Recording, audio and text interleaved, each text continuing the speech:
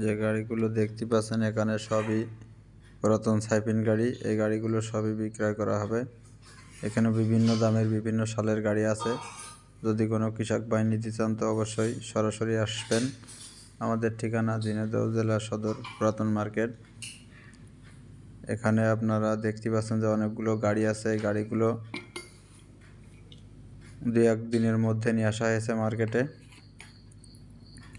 এখানে অ্যাক্সিডেন্ট থেকে শুরু করে আপনার বিভিন্ন কোয়ালিটি বিভিন্ন দামের গাড়ি আছে। আপনারা সরাসরি আসবেন, এসে দেখে শুনে চালায়ে নিয়ে যাবেন।